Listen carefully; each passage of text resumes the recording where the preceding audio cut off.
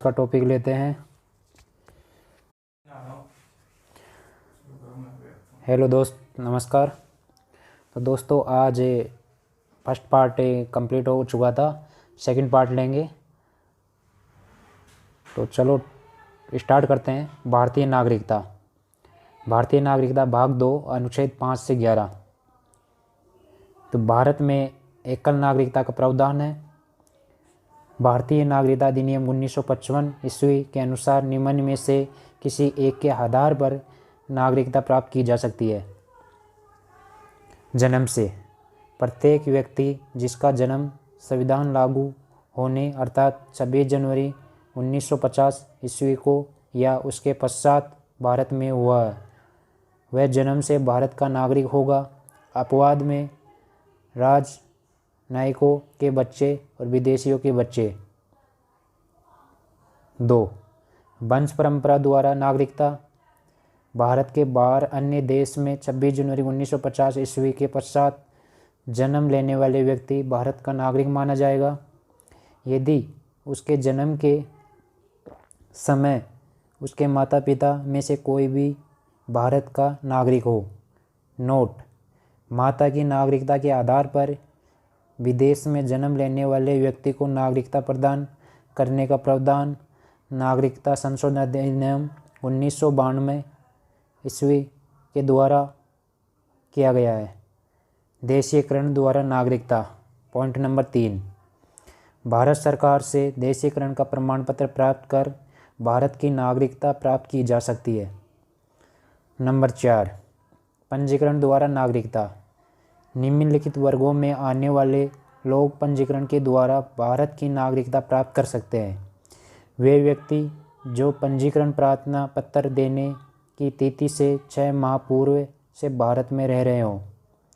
वे भारतीय जो अविभाज्य भारत से बाहर किसी देश में निवास कर रहे हों। वे स्त्रियां जो भारतीय से विवाह कर चुकी है या भविष्य में विवाह करेगी। भारतीय नागरिकता के नाबालिग बच्चे हो। राष्ट्रमंडलीय देश के नागरिक जो भारत में रहते हैं या भारत सरकार की नौकरी कर रहे हो, आवेदन पत्र देखकर भारत की नागरिकता प्राप्त कर सकते हैं। नंबर 5, भूमि विस्तार द्वारा। यदि किसी नए भूभाग को भारत में शामिल किया जाता है तो उस क्षेत्र में निवास करने वाले व्यक्तियों को स्वतः भारत की नागरिकता प्राप्त हो जाती है। भारतीय नागरिकता संशोधन अधिनियम 1986। भारतीय नागरिकता संशोधन अधिनियम 1986 के आधार पर भारतीय नागरिकता संशोधन अधिनियम 1955 में निम्न संशोधन किए गए हैं। अब भारत में जन्म केवल उस व्यक्ति को ही नागरिकता प्रदान की जाएगी जिसके माता पिता में से एक भारत का नागरिक हो। 2. जो व्यक्ति पंजीकरण के माध्यम से भारतीय नागरिकता प्राप्त करना चाहता है उन्हें अब भारत में कम से कम 5 वर्ष तक निवास करना होगा। पहले यह अवधि 6 माह थी। नंबर 3, देशीयकरण के द्वारा नागरिकता तभी प्रदान की जाएगी जबकि संबंधित व्यक्ति कम से कम 10 वर्षों तक भारत में रह चुका हो। पहले यह अवधि 5 वर्ष थी। नागरिकता संशोधन अधिनियम 1986 जम्मू कश्मीर व असम सहित भारत सभी राज्यों पर लागू होगा। भारतीय नागरिकता का अंत। भारतीय नागरिकता का अंत निम्न प्रकार से हो सकता है। नंबर 1, नागरिकता का परित्याग करने से। नंबर 2, किसी अन्य देश की नागरिकता स्वीकार कर लेने पर। नंबर 3, सरकार द्वारा नागरिकता छीनने पर।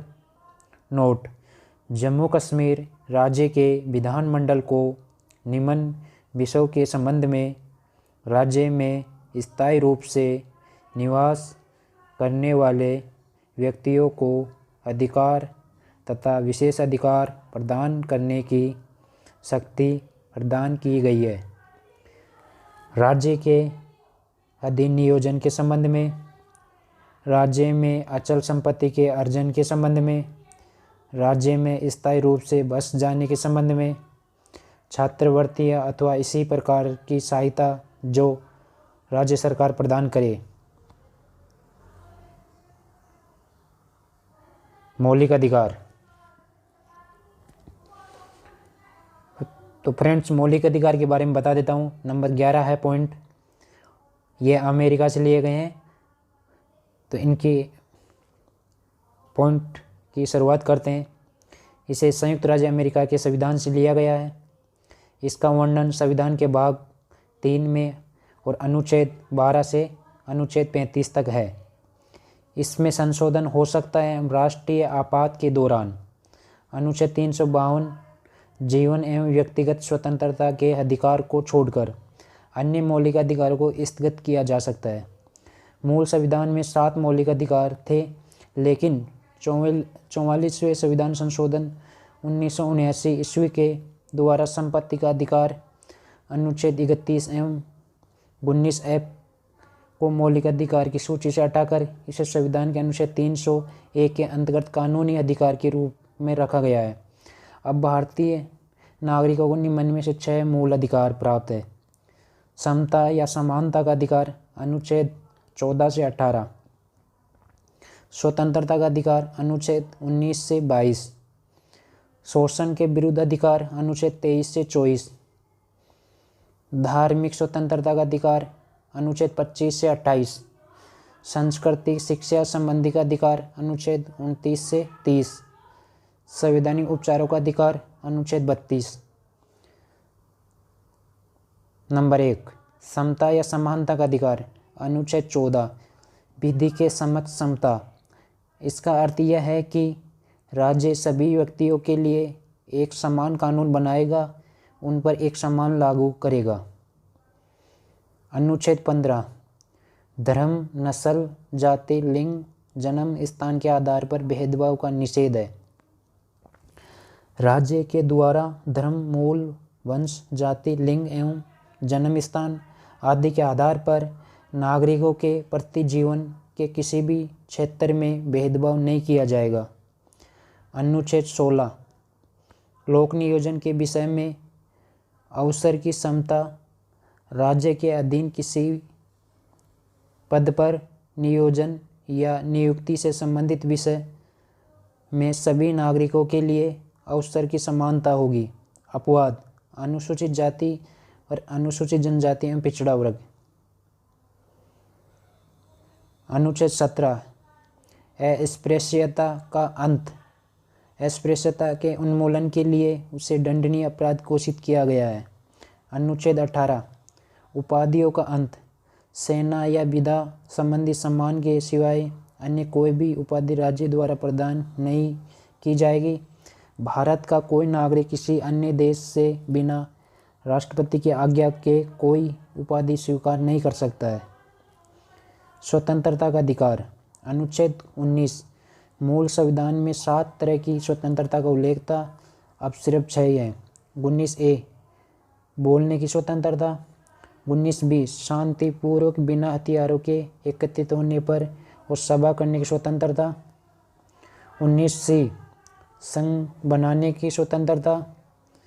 19D, देश के किसी भी क्षेत्र में आवागमन की स्वतंत्रता।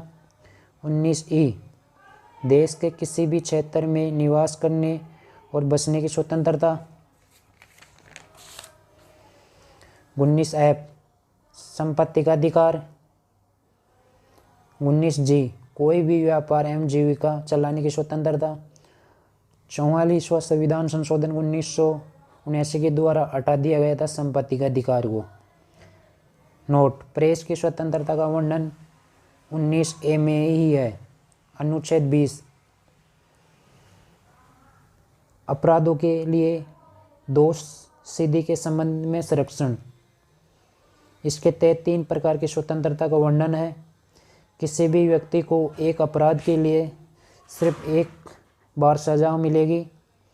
नंबर 2, अपराध करने के समय जो कानून है उसी ही के तहत सजा मिलेगी, न कि पहले और बाद में बनने वाले कानून के तहत। किसी भी व्यक्ति को स्वयं के विरुद्ध न्यायालय में गवाही देने के लिए बाध्य नहीं किया जाएगा। अनुच्छेद 21, प्राण एवं दैहिक स्वतंत्रता का संरक्षण। किसी भी व्यक्ति को विधि द्वारा स्थापित प्रक्रिया के अतिरिक्त उसके जीवन और वैयक्तिक स्वतंत्रता के अधिकार से वंचित नहीं किया जा सकता है। अनुच्छेद 21 क राज्य से 6 से 14 वर्ष के आयु के समस्त बच्चों को ऐसे ढंग से जैसे कि राज्य विधि द्वारा अवधारित करे निःशुल्क तथा अनिवार्य शिक्षा उपलब्ध करेगा। 86वां संशोधन 2002 के द्वारा। अनुच्छेद 22 कुछ दशाओं में गिरफ्तारी और निरोध में संरक्षण। अगर किसी भी व्यक्ति को मनमाने ढंग से हिरासत में ले लिया गया हो तो उसे 3 प्रकार की स्वतंत्रता प्रदान की गई है। हिरासत में लेने का कारण बताना होगा। 24 घंटे के अंदर आने जाने के समय को छोड़कर उसे दंडाधिकारी के समक्ष पेश किया जाएगा। उसे अपने पसंद के वकील से सलाह लेने का अधिकार होगा। निवारक निरोध। भारतीय संविधान के अनुच्छेद 22 के खंड 3, 4, 5 तथा 6 में तत्संबंधी प्रावधानों का उल्लेख है। निवारक निरोध कानून के अंतर्गत किसी व्यक्ति को अपराध करने के पूर्व ही गिरफ्तार किया जाता है। निवारक निरोध का उद्देश्य व्यक्ति को अपराध के लिए दंड देना नहीं वरना उसे अपराध करने से रोकना है। वस्तुतः ये निवारक निरोध राज्य की सुरक्षा, लोक व्यवस्था बनाए रखना, भारत की सुरक्षा संबंधी कारणों से हो सकता है। जब किसी व्यक्ति को निवारक निरोध की किसी विधि के अधीन गिरफ्तार किया जाता है तब सरकार ऐसे व्यक्ति को केवल 3 महीने तक अभिरक्षा में निरुद्ध कर सकती है। यदि गिरफ्तार व्यक्ति को 3 माह से अधिक समय के निरुद्ध करना होता है तो इसके लिए सलाहकार बोर्ड का प्रतिवेदन प्राप्त करना पड़ता है। इस प्रकार निरुद्ध व्यक्ति को यथाशीघ्र निरोध के आधार पर सूचित किया जाएंगे, किंतु जिन तथ्यों को निरस्त करना लोकहित के विरुद्ध समझा जाएगा उन्हें प्रकट करना आवश्यक नहीं है। निरुद्ध व्यक्ति को निरोध आदेश के विरुद्ध अभ्यावेदन करने के लिए शीघ्रता ही अवसर दिया जाना चाहिए। निवारक निरोध से संबंधित अब तक बनाई गई विधियाँ। निवारक निरोध अधिनियम 1950। भारत की संसद ने 26 फरवरी 1950 को पहला निवारक निरोध अधिनियम पारित किया था। इसका उद्देश्य राष्ट्र विरोधी तत्वों को भारत की प्रतिरक्षा के प्रतिकूल कार्य से रोकना था। इससे 1 अप्रैल 1951 को समाप्त हो जाना है था, किंतु समय समय पर इसका जीवन काल बढ़ाया जाता रहा। अंततः ये 31 दिसंबर 1971 को समाप्त हुआ। आंतरिक सुरक्षा व्यवस्था अधिनियम 1971 MISA। 44वें संवैधानिक संशोधन 1979 इसके प्रतिकूल था और इस कारण अप्रैल 1979 में यह समाप्त हो गया। विदेशी मुद्रा संरक्षण व तस्करी निरोध अधिनियम 1974। पहले इसे तस्करों के लिए नज़रबंद की अवधि 1 वर्ष थी, जिसे 13 जुलाई 1984 ईस्वी को एक अध्यादेश के द्वारा बढ़ाकर 2 वर्ष कर दिया गया। राष्ट्रीय सुरक्षा कानून 1980 जम्मू कश्मीर के अतिरिक्त अन्य सभी राज्यों में लागू किया गया है। आतंकवादी व विध्वंसकारी गतिविधियों निरोधक कानून टाडा। निवारक निरोध व्यवस्था के अंतर्गत अब तक जो कानून बने हैं उनमें ये सबसे अधिक प्रभावी और सर्वाधिक कठोर कानून था। 23 मई 1995 ईस्वी को इसे समाप्त कर दिया गया। पोटा प्रिवेंशन ऑफ टेररिज्म ऑर्डिनेंस 2001। इसे 25 अक्टूबर 2001 को लागू किया गया था। पोटा टाडा का ही एक रूप है। इसके अंतर्गत कुल 23 आतंकवादी गुटों का प्रतिबंधन किया गया है। आतंकवादी और आतंकवादियों से संबंधित सूचना को छिपाने वालों को भी दंडित करने का प्रावधान किया गया है। पुलिस शक के आधार पर किसी को भी गिरफ्तार कर सकती है, किंतु बिना आरोप पत्र के 3 माह से अधिक हिरासत में नहीं रख सकती है। पोटा के अंतर्गत गिरफ्तार व्यक्ति हाई कोर्ट या सुप्रीम कोर्ट में है अपील कर सकता है, लेकिन ये अपील भी गिरफ्तारी के 3 माह बाद ही हो सकती है। 21 सितंबर 2004 को इसका अध्यादेश के द्वारा समाप्त कर दिया गया। शोषण के विरुद्ध अधिकार। अनुच्छेद 23 मानव के दुर्व्यवहार, बलात्कार, श्रम के प्रतिषेध। इसके द्वारा किसी व्यक्ति की खरीद, बिक्री, बेगारी तथा इसी प्रकार अन्य जबरदस्ती लिया हुआ श्रम निषिद्ध ठहराया गया है, जिसका उल्लंघन विधि के अनुसार दंडनीय अपराध है। नोट: जरूरत पड़ने पर राष्ट्रीय सेवा करने के लिए बाध्य किया जा सकता है। अनुच्छेद 24 बालकों के नियोजन का प्रतिषेध। 14 वर्ष से कम आयु वाले किसी भी बच्चे को कारखाने, खानों या अन्य किसी जोखिम भरे काम पर नियुक्त नहीं किया जा सकता। अनुच्छेद अधिकार धार्मिक स्वतंत्रता का अधिकार नंबर 4। अनुच्छेद 25 अंतःकरण की ओर धर्म के अबाध रूप से मानने, आचरण और प्रचरण या प्रचार करने की स्वतंत्रता। कोई भी व्यक्ति किसी धर्म को मान सकता है और उसका प्रचार प्रसार कर सकता है। अनुच्छेद 26 धार्मिक कार्यों के संबंध की स्वतंत्रता। व्यक्ति को अपने धर्म के लिए संस्थाओं को स्थापना व पोषण करने की विधि, सम्मत और संपत्ति के अर्जन, स्वामित्व, प्रशासन का अधिकार है। अनुच्छेद 27 राज्य के किसी भी व्यक्ति को ऐसा कर देने के लिए बाध्य नहीं कर सकता जिसकी आय किसी विशेष धर्म अथवा धार्मिक संप्रदाय की उन्नति या पोषण में व्यय करने के लिए विशेष रूप से निश्चित कर दी गई है। अनुच्छेद 28 राज्य विधि से पूर्णतः पोषित किसी शिक्षा संस्था को धार्मिक शिक्षा नहीं दी जाएगी। ऐसे शिक्षण संस्थान अपने विद्यार्थियों को किसी धार्मिक अनुष्ठान में भाग लेने या किसी धर्मोपदेश को बलात् सुनने हेतु बाध्य नहीं कर सकते हैं। अधिकार 5 संस्कृति एवं शिक्षा संबंधी अधिकार। अनुच्छेद 29 अल्पसंख्यक वर्गों के हितों का संरक्षण। कोई भी व्यक्ति अल्पसंख्यक वर्ग अपनी भाषा, लिपि और संस्कृति को सुरक्षित रख सकता है और केवल भाषा, जाति, धर्म और संस्कृति के आधार पर उसे किसी भी सरकारी शैक्षिक संस्था में प्रवेश से नहीं रोका जाएगा। अनुच्छेद 30 शिक्षा संस्थाओं की स्थापना और प्रशासन करने का अल्पसंख्यक वर्गों का अधिकार।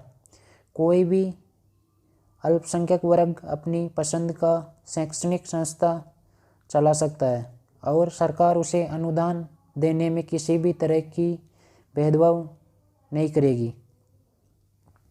अधिकार 6 संवैधानिक उपचारों का अधिकार। संवैधानिक उपचारों के अधिकार को डॉक्टर भीमराव अंबेडकर ने संविधान की आत्मा कहा है। अनुच्छेद 32 इसके अंतर्गत मौलिक अधिकारों को प्रवर्तित करने के लिए समुचित कार्रवाई द्वारा उच्चतम न्यायालयों में आवेदन करने का अधिकार प्रदान किया गया है। इस संदर्भ में सर्वोच्च न्यायालय को 5 तरह के रिट निकालने की शक्ति प्रदान की गई है, जो निम्न है: बंदी प्रत्यक्षीकरण, परमादेश, प्रतिषेध लेख, उत्प्रेषण, अधिकार पर्चा लेख। नंबर 1, बंदी प्रत्यक्षकरण। यह उस व्यक्ति की प्रार्थना पर जारी किया जाता है जो यह समझता है कि उसे अवैध रूप से बंदी बनाया गया है। इसके द्वारा न्यायालय बंदीकरण करने अधिकारी को आदेश देता है कि वह बंदी बनाए गए व्यक्ति को निश्चित स्थान और निश्चित समय के अंदर उपस्थित करे, जिससे न्यायालय बंदी बनाए जाने के कारण पर विचार कर सके। परमादेश। परमादेश का लेख उस समय जारी किया जाता है जब कोई पदाधिकारी अपने सार्वजनिक कर्तव्यों का निर्वाह नहीं करता है। इस प्रकार के आज्ञापत्र के आधार पर पदाधिकारी को उसके कर्तव्य का पालन करने का आदेश जारी किया जाता है। प्रतिषेध लेख। ये आज्ञापत्र सर्वोच्च न्यायालय तथा उच्च न्यायालय द्वारा निम्न न्यायालयों, अर्धन्यायिक न्यायाधिकरणों को जारी करते हुए आदेश दिया जाता है कि इस मामले में अपने यहाँ कार्रवाई न करें, क्योंकि ये मामला उनके अधिकार क्षेत्र के बाहर है। उत्प्रेषण। इसके द्वारा अधीनस्थ न्यायालयों को ये निर्देश दिया जाता है कि अपने पास लंबित मुकदमों को के न्याय निर्णय के लिए उसे वरिष्ठ न्यायालय को भेजे। अधिकार पर्चा लेख। जब कोई व्यक्ति ऐसे पदाधिकारी के रूप में कार्य करने लगता है जिसके रूप में कार्य करने उसे वैधानिक रूप से अधिकार नहीं है, तो न्यायालय अधिकार पर्चा के आदेश के द्वारा उस व्यक्ति से पूछता है कि किस अधिकार से कार्य कर रहा है, और जब तक वह इस बात का संतोषजनक उत्तर नहीं देता है तो वह कार्य नहीं कर सकता है। मौलिक अधिकार में संशोधन। गोलकनाथ बनाम पंजाब राज्य 1967 के निर्णय से पूर्व दिए गए निर्णय में ये निर्धारित किया गया था कि संविधान के किसी भी भाग में संशोधन किया जा सकता है जिसमें अनुच्छेद 368 एवं मूल अधिकार को शामिल किया गया था। सर्वोच्च न्यायालय ने गोलकनाथ बनाम पंजाब राज्यवाद 1967 के निर्णय अनुच्छेद 368 में निर्धारित प्रक्रिया के माध्यम से मूल अधिकारों में संशोधन पर रोक लगा दी, अर्थात संसद मूल अधिकारों में संशोधन नहीं कर सकती। 24वें संविधान संशोधन 1971 के द्वारा अनुच्छेद 13 और 368 में संशोधन किया गया तथा ये निर्धारित किया गया कि अनुच्छेद 368 में दी गई प्रक्रिया द्वारा मूल अधिकारों में संशोधन किया जा सकता। केशवानंद भारती बनाम केरल राज्यवाद। ये निर्णय इस प्रकार के संशोधन को विधि मान्यता प्रदान की गई। गोलकनाथ बनाम पंजाब राज्य के निर्णय को निरस्त कर दिया गया। 42वें संविधान संशोधन 1976 अनुच्छेद 368 खंड 4 और 5 जोड़े गए तथा ये व्यवस्था की गई। इस प्रकार किए गए संशोधन को किसी न्यायालय में प्रसंगत नहीं किया जा सकता है।